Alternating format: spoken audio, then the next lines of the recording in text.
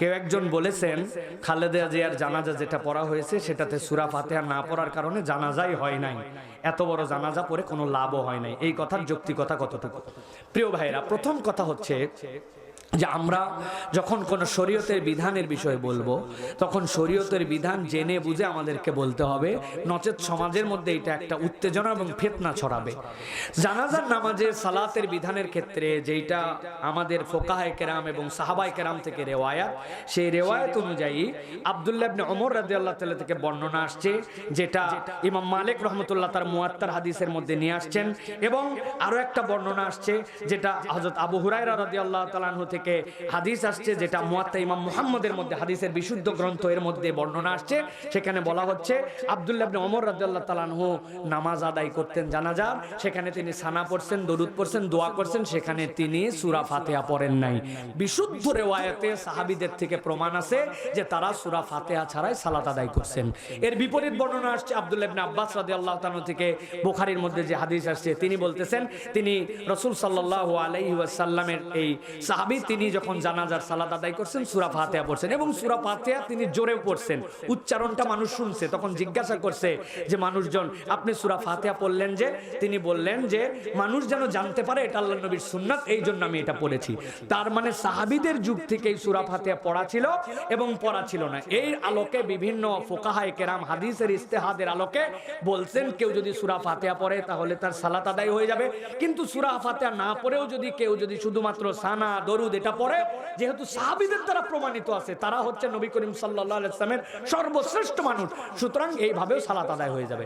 এখন আপনি যদি এইটাকে নিজের দলের মতো খাটায়া নিজের বুদ্ধি বিবেচনায় আম ফতুয়া দিয়ে দেন যে কেউ সূরা ফাতিহা পড়ে নাই, পুরো জামাতি হয় নাই, কিছুই হয় না, তাহলে এটা কোনো কথা হলো ভাই? এটা কোনো কথা হলো? তাহলে আপনি বলতেছেন আল্লাহর নবীর সাহাবী ভুল করে গেছে। বুঝেন কথার ধাক্কা কোথায় মারে, কথার ধাক্কা কোথায় মারছে, আপনাকে বুঝে চলতে হবে। মক্কা শরীফে হজ করতে যায় এক লোক দোকানদারের সাথে গালাগালি হয়েছে, তো আরবের এক ছেলে তাকে দুর্ব্যবহার করছে। ওই লোক আবার রাগ করে বলছে মক্কার পোলাপানগুলাই খারাপ। রাত্রেবেলা নাকি আল্লাহ নবী সাল্লাল্লাহু আলাইহি ওয়াসাল্লাম তাকে স্বপ্নে দেখান নাই, কথা বলছেন যে ও হাজী সাহেব, দোকানদার একটু খারাপ ব্যবহার করছে, কিন্তু আপনি বললেন মক্কার ছেলেপেলেগুলাই খারাপ। আমি মুহাম্মদ সাল্লাল্লাহু আলাইহি ওয়াসাল্লাম তো মক্কার ছেলে ছিলাম, ধাক্কাটা কোথায় লাগছে? তো আপনি যখন বলতেছেন নামাজই হয় নাই, অথচ আব্দুল্লাহ ইবনে ওমর রাদিয়াল্লাহু তাআলা থেকে মুয়াত্তায় ইমাম মালিকের মধ্যে আসছে, মুয়াত্তা ইমাম মুহাম্মদের মধ্যে সহিহ হাদিস, সনদ সহিহ, সব সহিহ, তিনি পড়েন নাই, তাহলে আপনি বলতে চাচ্ছেন নবীজির সাহাবীর নামাজ হয় নাই। কথা বলে এই জন্য কথাবার্তা বুঝে বলতে হবে, ঠান্ডা মাথায় বলতে হবে, অবিবেচক কথা বলা যাবে না, এমন কথা বলা যাবে না যেটা দিয়ে ফিতনা তৈরি হয়। বিভিন্ন ধরনের ইখতিলাফি মাসালা আছে, সেটাকে আপনাকে ভেঙে চুরে ভেদ দিয়ে বলে দিতে হবে। আপনি এরকম যদি না করেন বিপজ্জনক কথা হবে। কিন্তু ইমাম আবু হানিফা রাহমাতুল্লাহ এবং হানাফি ফকি যারা আছেন তারাও অনেকে বলছেন সূরা ফাতিহা চাইলে পড়তে পারে। এমনকি ইমাম আমাদের যে তকি উসমানী, জাস্টিস তকি উসমানী, উনার ভাই ইন্তেকাল করে গেছেন, উনি জানাজা পড়াইছেন, সেখানে তিনিও বলছেন যে আমি সূরা ফাতিহা পড়ছি। সুতরাং আপনি পড়তে পারেন, কিন্তু কেউ যদি না পড়ে সেটারও বিধান আছে। আপনি বলবেন জানাজায় হয় নাই, পুরা জানাজা বাতিল, এটা একটা ফিতনা ছড়ানো কথা ছাড়া কিছু না, হিংসাত্মক কথা, ঠিক না? আল্লাহ সকল হিংসাত্মক কথা থেকে আমাদেরকে হেফাজত করুক, আলেম ওলামাদেরকে সঠিক গাইড দেওয়ার মতো তৌফিক দান করুক। মানুষের মধ্যে জুড়ায় দিতে হয়, ভাঙতে হয় না। মানুষের বাঁচায় দেওয়ার জন্য অজুহাত খুঁজতে হয়, ফাঁসায় দেওয়ার জন্য কারণ খুঁজতে হয় না, ঠিক না? এটা আলেমদের চরিত্র। আল্লাহ আমাদেরকে বোঝার তৌফিক দান করুন। ওই বান্দার পরে সামি আল্লাহু লিমান হামিদা বলে দাঁড়াইছে, মনে করছেন আপনার মুখের কথা না, বোঝেন নাই। সামি আল্লাহু লিমান হামিদা আপনার কথা নয়, এটা আল্লাহর রিপ্লাই। আল্লাহ বলছেন আমার বান্দা তেলাওয়াত করার সময় মনোযোগ রাখতে পারে নাই, সহি শুদ্ধভাবে পড়তে পারে নাই, এদিকে খেয়াল গিয়েছিল ওদিকে খেয়াল গিয়েছিল। বান্দা বিশুদ্ধভাবে হয়তো নামাজের দোয়া তাসবিহগুলাও বলতে পারে নাই, কিন্তু আল্লাহ বলছেন যেই না সুবহানা রাব্বিয়াল আযীম শেষ করে বান্দা উঠে দাঁড়াতে বলে সামি আল্লাহু লিমান হামিদা। আল্লাহ বলছেন বান্দা এতক্ষণ যা বলছে মনে করো না তার রব শুনে নাই, আল্লাহ শুনেছে। বান্দা যা যা প্রশংসা করেছে, বান্দা আমি রব হিসাবে তোরে উত্তর দিয়ে দিলাম। বান্দা খুশি হয়ে বলছে রব্বানা লাকাল হাম। এইটা বলার পরে বান্দা সিজদায় চলে গেছে, গভীর মনোযোগ। কোন কোন অঙ্গ দিয়ে গেছেন? দুইটা হাত, দুইটা হাঁটু, দুইটা বৃদ্ধাঙ্গুলির মাথা, এই কপাল, এই নাক, এই অঙ্গগুলা সিজদার মধ্যে লেগে গেছে। আরবের মুশরিকরা নবীজির কাছে এসে বলছে সিজদা তো আমরাও দিতাম, কি এমন অবাক করা ধর্ম নিয়ে আসছে যেখানে মাথা নিচে থাকে আর পশ্চাৎ দেশ উপরে থাকে? আমরা তো জীবনে এরকম সিজদা দেখি নাই। আল্লাহ রাব্বুল আমিন নবীকে এই সিজদাটা দিলেন, ওই বান্দা কপাল লাগাই দিয়েছে। যেই মাথা সবার উপরে ছিল, খেয়াল করে তাকায় দেখেন, এখন ওই মাথা আপনার সকলের নিচে। আপনার পিঠ উঁচু, আপনার পশ্চাৎদেশ উঁচু, আপনার বুক উঁচু, কিন্তু আপনার মাথা নিচু। বান্দা যখন সিজদায়, তখন যাওয়ার পরে শেষ কথা আল্লাহকে বলতেছে, আল্লাহ, উপর থেকে আল্লাহু আকবার বলতে বলতে এই জায়গায় আসছি। যদিও আমার মাথা উপরে ছিল, কিন্তু এখন আমি ললাট কপালটা লাগাই দিছি। সুবহান রাব্বিয়াল আলা।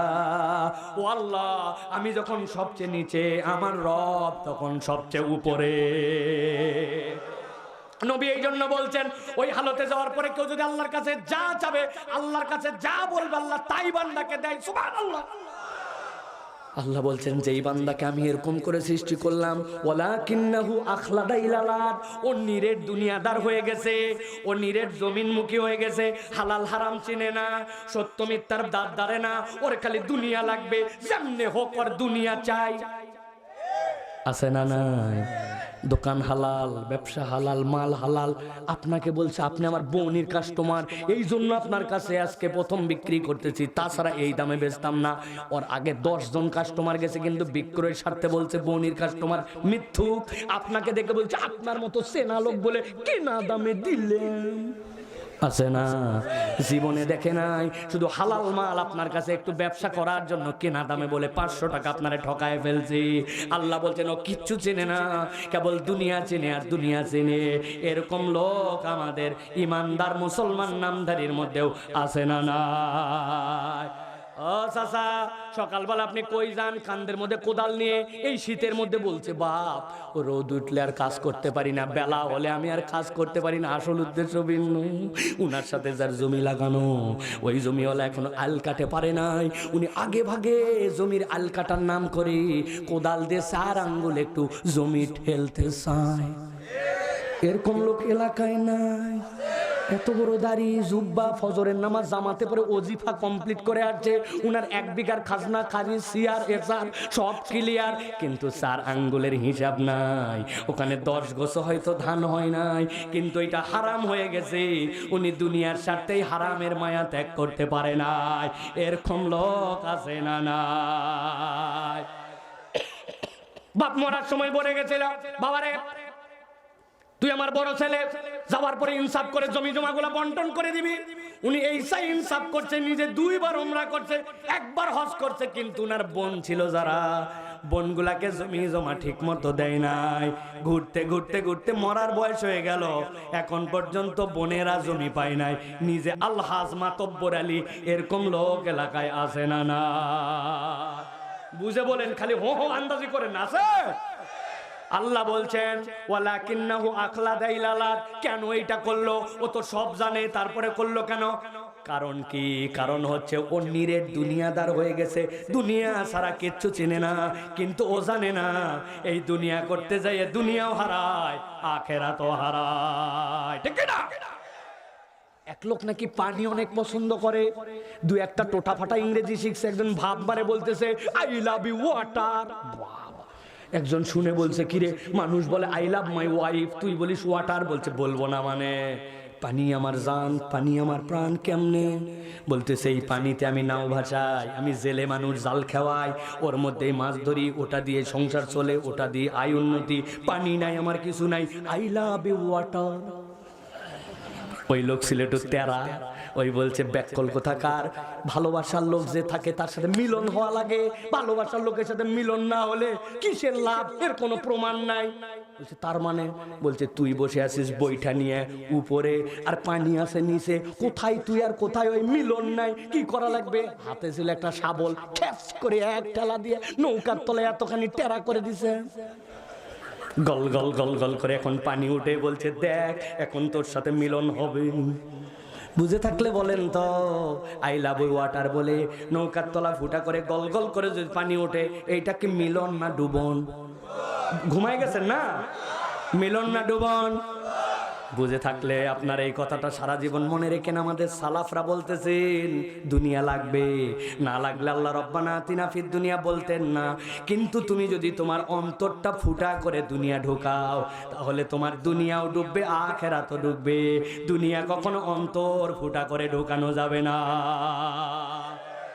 আল্লাহ বলছেন ওই মানুষের দোষ কি নবী আপনি বলেন? ওয়ালাউ শিনা লারাফানাহু বিহা ওয়ালাকিন্নাহু আখলাদা ইলাল আরদ ওয়াত্তাবা হাওয়া।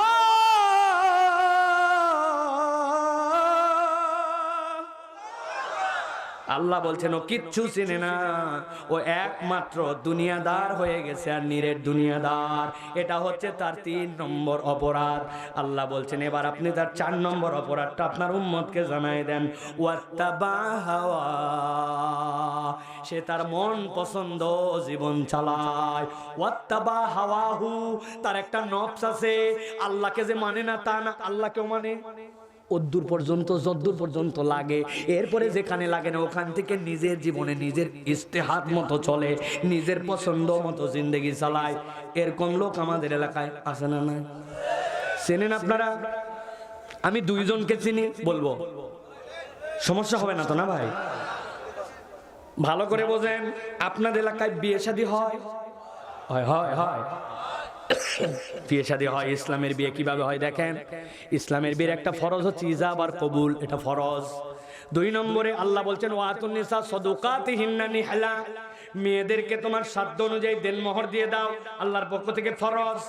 এরপরে আল্লাহ বলতেছেন 2 জন আকেলা বালেগা এরকম সাক্ষী রাখো ওই বিয়ের জন্য। নবী বলতেছেন আউলিম ওয়ালাউ বিশাতিন, ছেলের বাড়িতে আমি একটা ছাগলের বাচ্চা দিয়ে বলে অলিমা করো, দব্বা যায় প্রয়োজনে মানুষকে জানাও, অলিমা অনুষ্ঠান করো, সেখানে খেজুর দাও, আনন্দ করো, সব মানুষকে জানাই দিয়ে বিয়ে করো। কিন্তু বিয়ের বিধানটা এর মধ্যে ইজাব কবুল, বিয়ের বিধানটা দেনমোহর, বিয়ের বিধানটা এর আনন্দ ফুর্তি, এই সীমাবদ্ধতা ইসলাম আপনাকে দিয়ে দিয়েছে। জিজ্ঞাসা করতে চাই, আমার খামারকান্দি গোবর্ধনপুর এই এলাকার বগুড়ার মানুষ, আমাদের এলাকার বিয়ে কি এইটুকুতেই শেষ না আরো কিছু আছে? কি আছে?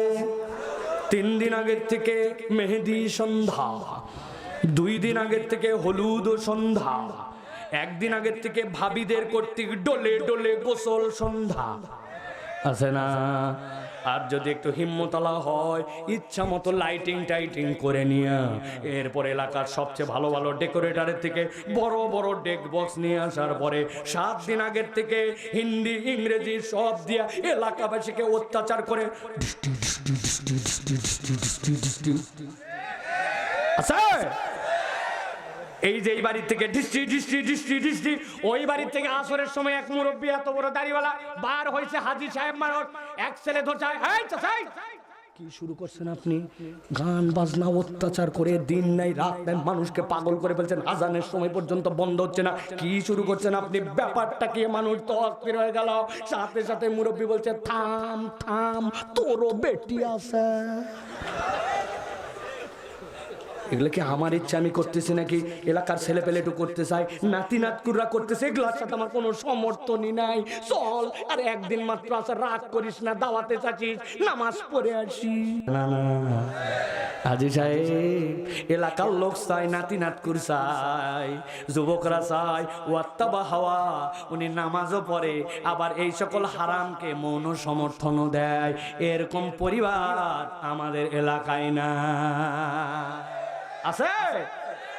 ওয়াত্তাবা হাওয়া, আল্লাহ বলছেন তুমি তোমার নফসের পূজারী, তোমার অন্তর যেটা চাই তুমি সেইটা করো, আবার অন্তর যেখানে চাই না ওই পর্যন্ত থামে দাঁড়া। চাচা আপনার বয়স তো 60-এর কাছাকাছি, মুখে দাঁড়িয়ে নাই কেন? আপনার কি সমস্যা? আপনার বলছে বাবা রাখতে তো চাই কিন্তু তোমার চাচি আম্মা লাইক করে না। চাচি লাইক করে না জন্য উনি মুখে দাঁড়িয়ে রাখে না, উনি আবার মুসলমান পরিচয় দিয়ে ঘোরে। আপনি বোঝেন নাই, বোঝেন নাই, এইটা আপনার নফসের পূজারি আপনি, এর বাহিরে আর কোনো কারণ নাই, ঠিক না? নবীজি সাল্লাল্লাহু আলাইহি সাল্লামকে আল্লাহ বলেছেন আমার নবী হচ্ছে তোমাদের জন্য আইডল, তোমাদের জন্য রোল মডেল। ইন্নাকা লাআলা খুলুকিন আযীম, সব চরিত্রের মধ্যে ঢুকায় দেওয়া হয়েছে। নবীর দাঁড়িয়ে এত বড় জীবনে কাটেন নাই, কোনো পয়গম্বর কাটেন নাই। রাখতে বলছেন ফরজ, কাটতে নিষেধ করছেন হারাম, ছেড়ে দিতে বলছেন ওয়াজিব। আর আপনি পরামর্শ দিয়ে বলছেন আমাকে দেখতে ভালো লাগে না হুজুর, আর বলেন না আমার বিয়ে যার সাথে ঠিক হয়েছে ওই মহিলা আগেই বলছে কোনো দাড়িওয়ালা ছেলে পছন্দ না। এই যুবক আমি ফতোয়া দিয়ে গেলাম, হুজুরদের কাছে শুনে নিবা, তোমার কোনো মহিলা যদি প্রকাশ্য ফিসকের পক্ষে থাকে, দাড়িওয়ালাকে পছন্দ না করে, তাহলে ওই মেয়েকে বিয়ে করা জায়েজ না। রাখলে না কেন তাহলে? তোমার সমস্যা কোথায়? কোনো সমস্যা নাই। ওয়াত্তাবা হাওয়া, ওনার নফস বলছে, এই জন্য বলে একটু চুলকায়, আনস্মার্ট না স্মার্ট লাগে, কেমন জানি লাগে, রাখবো নি, বেটির বিয়ে হোক, আরেকটু বয়স হোক, আছে না? কোনো কারণ নাই। ওয়াত্তাবা হাওয়া, আল্লাহ বলছেন এটা তোমার 4 নম্বর অপরাধ। ঢাকাতে নাকি কোন এক ছাত্রকে তার টিচার বলছে, আরে অনেকের দাঁড়িয়ে আছে কেবল এইটুকু, এদিকে ওদিকে নাই, রাম ছাগলের দাঁড়িয়ে এরকম হয়, দেখছেন না? বলছে তোকে দেখতে তো ছাগল ছাগল লাগে। কত বড় টিটকারি করছে। কিন্তু এই ছেলে ব্রিলিয়ান্ট ছেলে, বলছে you are absolutely right sir, যা বলছেন একেবারে ঠিক। বলে আরে তোরে খেপানোর জন্য বললাম। ওই দেখে আরো রাজি হয়ে গেছে। বলছে স্যার রাজি না হয় উপায় কি? আমি নিজেই দেখছি আমার এলাকার রাম ছাগল আছে, ওই ছাগলে এরকম দাঁড়িয়ে, আমারও এরকম, যা তাই তো বলছেন আপনি। স্যার তো ঘাবড়ায় গেছে। আরে জিজ্ঞাসা করলাম কে, আর বলে কি? বলছে স্যার আমি একটুকু মাইন্ড করি নাই, তবে আপনি সাহস দিলে আপনাকে ছোট্ট একটা কথা বলতে চাই। বল বাবা বল বল বল। যে কথা তুই বলছিস, বলার পরে কিছু মনে করিস নি, তুই বললে কি সমস্যা? বলছে স্যার আমার দাড়ি তো এরকম ছাগলের মতো, এই জন্য ছাগল ছাগল লাগে। এটা আপনার কথা ঠিক, তবে স্যার যতবার আপনার মুখের দিকে আমি তাকাই, আপনাকে দেখলে আমার ততবারই কুত্তা কুত্তা লাগে। আপনাদের এলাকায় কুত্তার মুখে দাঁড়িয়ে আছে, তা আপনি মুসলমানের সন্তান হইয়া, নবীর উম্মত হয়ে আল্লাহ রাব্বুল আমিনের পদ্ধতিকে আপনি কেমনে এটাকে উল্টায় দিলেন? কে বলে? মহিলাদের বাচ্চাকে দুধ খাওয়ানো লাগবে জন্য আল্লাহ যেটা তার লাগবে সেইটা দিছে, আপনাকে আমাকে দেয় নাই। আল্লাহ আপনার আমার জন্য আন্ডারামে অংশ দিছে, সেইটা পরিষ্কার করতে হবে, নির্দেশ দিছে। নাভির নিচে আল্লাহ রাব্বুল আমিন আমার জন্য অবাঞ্ছিত জিনিস দিছে, সেটা পরিষ্কার করতে হবে, শরীয়ত দিছে। তাহলে আল্লাহ কোনটা কাটতে হবে সব জেনে দিলেন, আর আমার মা বোনদের মুখে দিলেন না, আপনাকে আমাকে দিলেন। আপনি কেইসা মরদ, আপনার আল্লাহর দেওয়া বিধান অপছন্দ করে আপনি মহিলা হতে চান? লজ্জা করা উচিত। অন্তত মোষ রাখেন, যা গুনাহ হোক আমার, যা গুনাহ হয় আমার হবে, তাও আপনি মোষ রাখেন। আপনি তো মরদ হন। কি আপনি লোক রে ভাই, আপনার লজ্জা করে না? ওয়াত্তাবা হাওয়া। বলবেন হুজুর এত আইটেম থাকতে আপনারা খালি এই কথা বলেন কেন? কারণ আছে ভাই, কারণ আছে। ওই যে অনেক আমার ভাইয়েরা মাথার মধ্যে সুন্দর রুমাল পরে আসছে, সীমা অনেক মানুষ আছে পাগড়ি পরে আসছে, জুব্বাল তোপ আছে। ওই ভাই ওসিয়ত করে গেছে, সারা জীবন রুমাল পরলাম, পাগড়ি পরলাম, জুব্বা পরলাম, জীবনে এটা বাদ দিয়ে অন্য কিছু পরি নাই। ভাইরা আমি যখন মরে যাব, দয়া করে মরার পরে আমাকে আপনারা জুব্বা টুপি পাগড়ি দিয়ে আমাকে কবর দিয়েন। আপনার এলাকার লোক দিবে? হুজুর ওই কর মরার পরে কি ড্রেস আল্লাহ নবী বলে দিয়ে গেছে, হুদামি আন্দাজে টুপির সুন্নাত পাগড়ির সুন্নাত এগুলা চলবে না, ঠিক না? তার মানে একটা পুরুষ মানুষ যখন কবরে যায়, তার সাথে কোনো সুন্নত যায় না, তার সাথে কিচ্ছু যায় না। একমাত্র জিনিস যায় পুরুষের সাথে, যদি আল্লাহ দেয় তাহলে তার দাড়িটুকু যায়। কবরে যাওয়ার পরে দেখানো হবে মাহাদার রাজুলুল্লাযী বুইসা ফি কবরিক, চিনো নাকি? দেখো তো যাকে কবরে পাঠানো হয়েছে ওইটাই নবীজিকে আপনি দেখে ফেলতে পারেন। আল্লাহ নবীকে দেখার পরে দেখবেন তার শুভ্র চেহারা, আর নবী উল্টা দেখবে তার উম্মত বেকায়দা চেহারা। আপনি নবীকে কিন্তু চিনতে পারবেন না, ঠিক না? হুজুর এমনি এমনি বলে না, এই জন্য বলছে ওয়াত্তাবা হাওয়া, সে তার মন পছন্দ জীবন চালায়। 29 রমজান পর্যন্ত মহিলার পর্দা পুশিদা হিজাব দেখলে মাথা খারাপ, কিন্তু ঈদের দিন ওই মহিলাই 3 পিস। আরে কিসের 3 পিস? যার সাথে তার সাথে হো বলেন কেন?